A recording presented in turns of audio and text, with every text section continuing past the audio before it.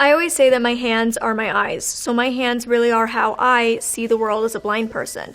Hey, I'm Molly Burke. I'm a blind YouTuber and motivational speaker, and today I want to talk to you about what those of us who can't see look for in our beauty products. Touch is so important, and it would be really great if more products had tactile differentiators, because that would just make my life using beauty products so much easier. I am not representative of all blind people. I'm just a blind person who is affected by the idea of universal design, so I'm speaking from my personal experience. I would assume that there is some type of writing or design on this packaging, but because there's no tactile design on it or embossing, I wouldn't know what it is. This is the type of product that I myself would have to buy, bring home, and then either use a braille label maker or find some kind of tactile marker to add to it myself. So right away picking up this palette, I know this is Naked by Urban Decay. I can tell because the letters are embossed, so it's tactile. When embossing is done, where the letters are either raised or indented, also works. They just have to be big enough so that you can feel the letters individually. If it's too small, that doesn't really work. The only time it really works if it's small is if it is, in fact, braille. But in this case, this is like perfectly done. This is very easy for me to identify. I probably wouldn't go smaller than what the Urban Decay is. The reason braille was created instead of just doing tactile letters is because of size. Braille is a language that every single letter, every single symbol, every single number is made up of 6 dots. So it's able to be really tiny and concise, and so you're able to fit a lot more into a smaller space. The reality is, any tactile marker that differentiates the product or the package is going to make a big difference for me being able to figure out what product is what. Not only are these shampoo and conditioner bottles the exact same as one another, but these could be truly any product made by any company. They're very generic packaging and they're identical to one another, which makes it very difficult. Again, this is something I would have to adapt myself by doing something like putting a hair elastic around the shampoo and nothing on the conditioner. On these bottles, I know right on the bottom at the back, there's a bunch of small circles or dots, and that is the conditioner. And then on this one, I can feel right down here at the back, there is stripes for shampoo. So S, stripes, shampoo, C, circles, conditioner. Not all blind people can read Braille, and so Herbal Essences made a real effort to make sure that they could label their product, that everybody who just can't read a label could still read their version of a tactile label. If I could make one suggestion to Herbal Essence on how to improve this even further, I would suggest they put the tactile markings either on the top of the lids or on the tops of the bottles. Right now, the way it is when I'm in a shower or a bath, I have to pick the product up in one hand and feel it with the other to find it because it's at the bottom of the bottle. So this is a brand that I've never tried before, I've never heard of them, but right away I can feel that there is a symbol on the top. Now, because I don't know this brand and I've never tried it, I don't know what that symbol means. However, if this was a brand that I utilized a lot, I would get to know what this symbol meant, and I would easily be able to figure out when it's in my drawer what it was. It's just very simple, and it makes it easy for other brands to take that exact same system, and that's truly what universal design is. Designing something that becomes the standard. Just like on laptop keyboards, the F and the J universally across the board, every company has a little tactile line. So that's really what you want when you're thinking of universal design. These lipsticks feel the exact same. I wouldn't be able to tell anything is different about them. They could be any lipstick by any company, any color, any finish. There's nothing helpful about this packaging. The brands who really make their packaging stand out and make each line something unique and different is way easier for people like me. This brand takes the same lip product and makes it different depending on the finish. So I can tell just by touching this is a matte finish packaging, so I assume the lipstick is also matte finish. And this is a glossy finish on the packaging, so I assume this has more of a glossy finish to the lipstick. And so that's really helpful. Even though I can't differentiate what colors they are, I can at least differentiate what finish the lipsticks are. One good thing that Maybelline also did with this is they put the color on the outside. And so for somebody like me who's pretty much totally blind, I only have light and shadow perception, that doesn't help because I can't see color. But for somebody who is low vision and can still see some color, that's super helpful because they can automatically look at the packaging and tell which lipstick it is.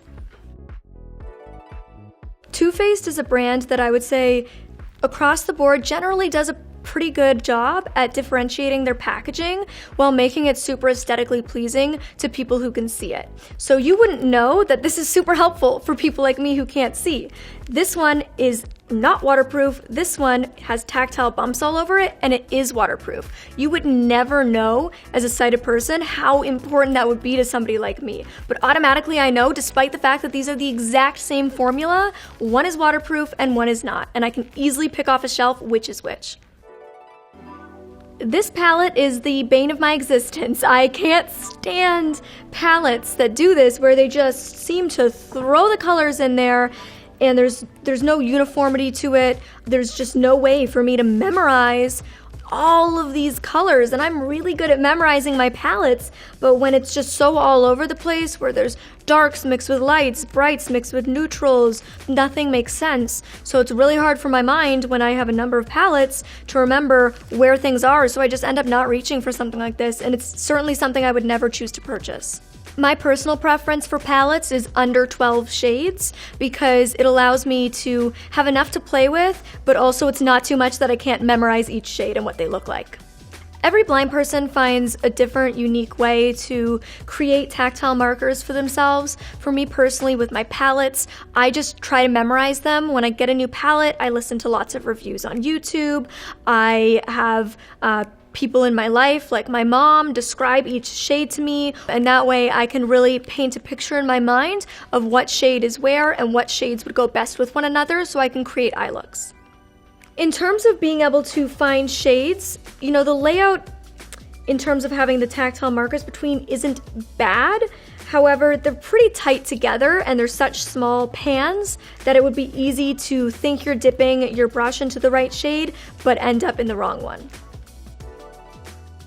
This palette is by Tarte. That's a brand that I really enjoy palettes from because for the most part, the colors make sense. This palette is perfect. Tarte often does this with their palettes where they make a clear color story.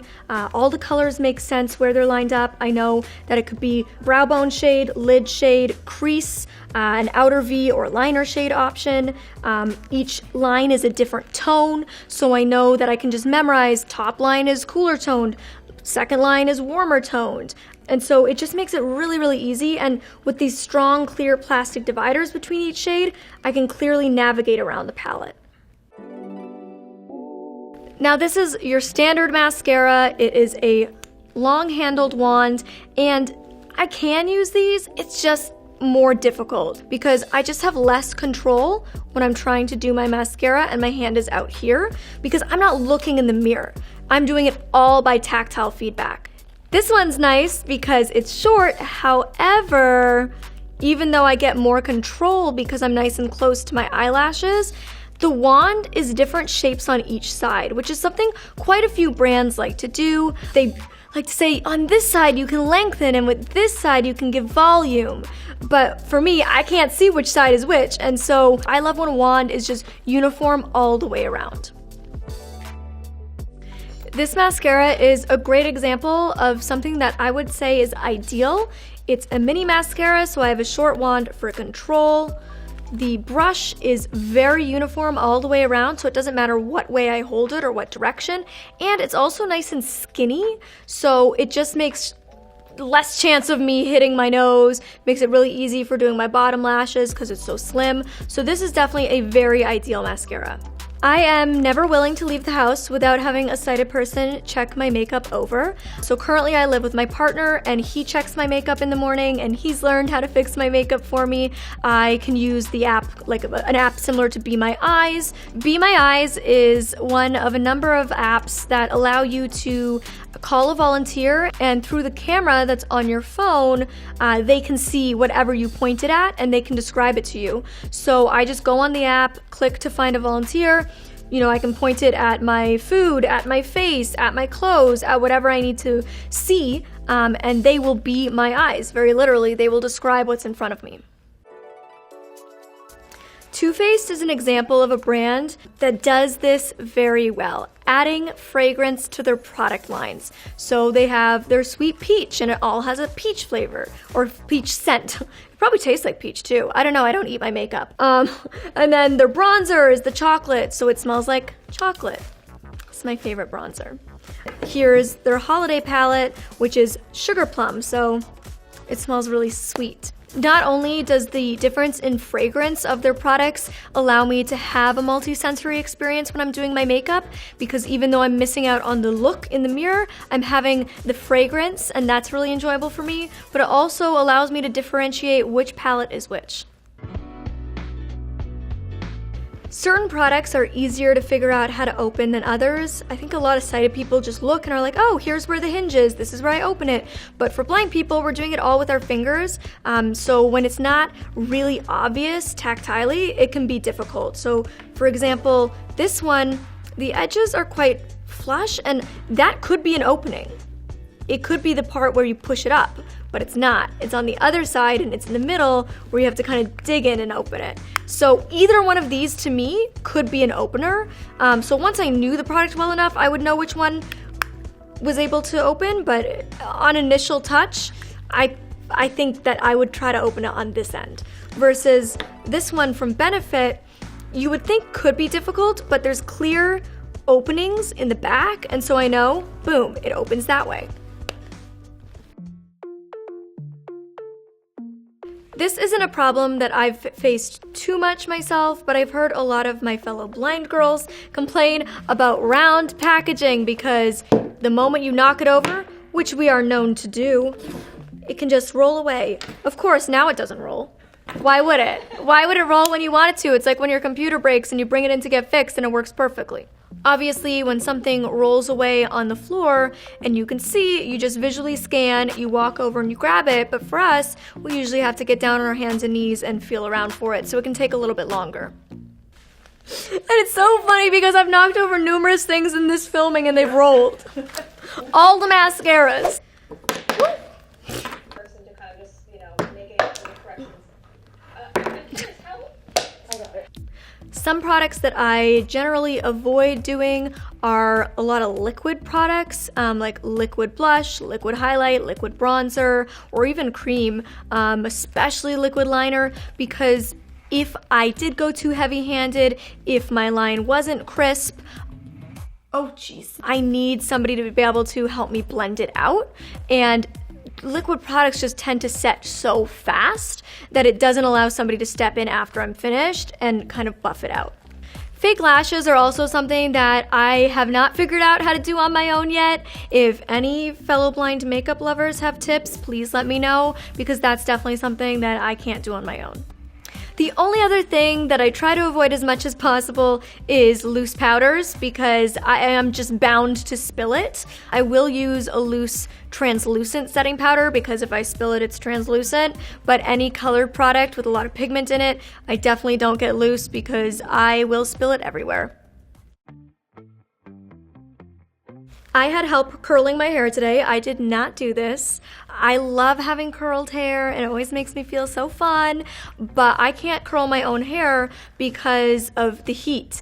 You have to wrap the hair around yourself, and it is a very hot barrel. And people have suggested to me to wear a heating glove. Well, like I mentioned earlier, my hands are my eyes. So the moment I put a heating glove on, I can't even feel my hair, so I can't separate it. I can't find which pieces I've already curled or not. So really, curling my own hair is just not really an option, which sucks. I can straighten my hair, although I naturally have straight hair, so I don't really have to, but I can do it because the outside is covered with plastic on straighteners, and the plates are just on the inside, whereas the curling wand, the barrel, is an entirely exposed heat source. So this is a product that I've been dying to try. It is the Dyson Airwrap.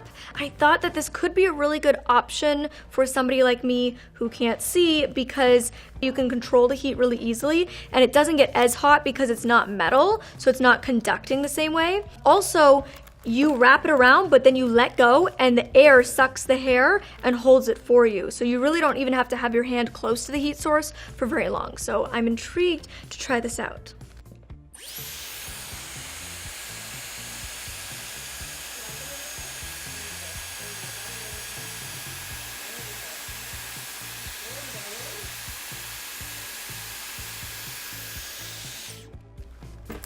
Ooh, look at that.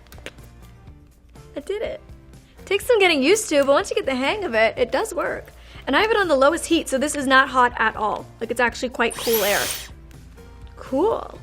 This is definitely a great tool for blind people who want to be able to curl their hair independently, since it really doesn't get hot when you keep it on the coolest heat setting, and it does still curl the hair. So it's really great that way. I think it's worth mentioning that something like universal design is a huge step forward to bridging the gap and helping employ more and more blind people. When blind people are actually able to access and use devices, products, and spaces in an equal way due to universal design, it empowers us to reach our full potential.